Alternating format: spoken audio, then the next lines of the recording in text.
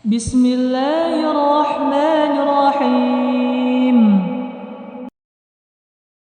Bismillah, Alhamdulillah, Alhamdulillahilladzi khassana bi ta'limil Qur'anil azim wa nusalli wa nusallimu ala man talaqal Qur'an min ladun hakimin alim wa ala alihi wa sahbihi al-mujawwidin lil kitabil mubin wat tabi'in lahum bi ihsan ila yaumiddin amma ba'd.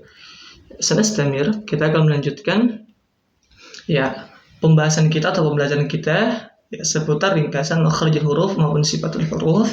Dan alhamdulillah atas nikmat dari Allah kita telah selesai dari pembahasan seputar al-halq atau tenggorokan, di mana kita merojaah sedikit al-halq, keluar padanya 3 makhraj, ada pangkal tenggorokan aksal halq, ada wasatul halq tengah tenggorokan, ada adnal halq ujung tenggorokan.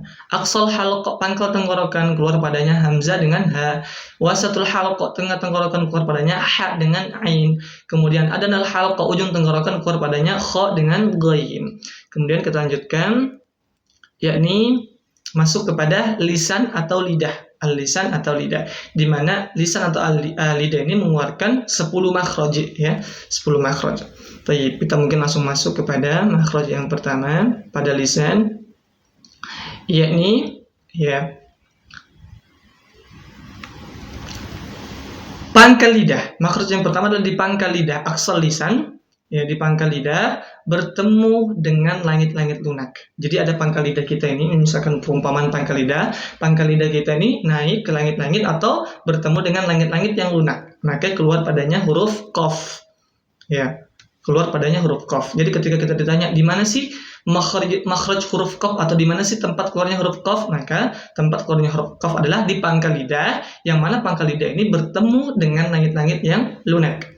Baik. Kemudian sifat huruf yang menghiasi huruf qaf yang pertama adalah jahru. Jahru ini mengucapkan huruf dengan nafas yang tertahan. Ketika kita mengucapkan huruf qaf tidak ada udara yang keluar. Demikian juga sifatnya syiddah, yakni mengucapkan huruf dengan suara yang tertahan. Ketika kita mengucapkan huruf qaf maka suara tertahan. Apalagi ketika sukun, maka seketika suara terhenti. Kenapa? Karena makhrajnya tertutup dengan rapat. Itu syiddah. Baik.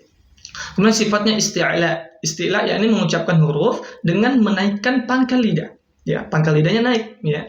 Kemudian infitah mengucapkan huruf dengan menjauhkan lisan dari langit-langit. Kemudian ismat, lisan yang sulit dan berat atau tertahan. Kemudian yang terakhir adalah qalqalah, sebuah tambahan sifat, yakni qalqalah mengucapkan huruf dengan terpantul. Baik. Kemudian kita masuk kepada contoh. Ingat, kita mengingatkan terus bahwasanya ketika huruf berharakat fathah maka dibuka mulutnya, ketika kasrah menurunkan rahangnya, ketika dhammah memonyongkan kedua bibirnya. Baik. Kita masuk pada contoh. Qa qi qu. Dipanjangkan qa qi qu. Aqa iqa uqa. Aqa aqi aku. Aqqa aqi aqu. Qaqa qiqi uku. Baik, demikian contoh-contohnya, bisa diulang-ulang. Kemudian kita masuk kepada kesalahan yang terjadi saat mengucapkan huruf qaf. Yang pertama, mengucapkan qaf hampir mirip huruf kaf. Misalkan kaf nanti kita akan bahas, dia memiliki udara padanya. Memiliki udara. Nah, dia baca qaf memiliki udara ketika mengucapkannya. Qalu. Nah, ini. Itu pertama. Kemudian kedua, terlalu menambahkan huruf qaf pada saat berharakat kasrah hingga berubah menjadi kaf. Contohnya wabil haqqi, qi, terlalu menekan haqqi, qi. Jadi ada mirip seperti huruf kaf juga. Nah, ini harus hati-hati. Kita akan contohkan dulu yang benarnya yang kita dapatkan dari guru kami. Wabil haqqi anzalnahu wabil haqqi nazal.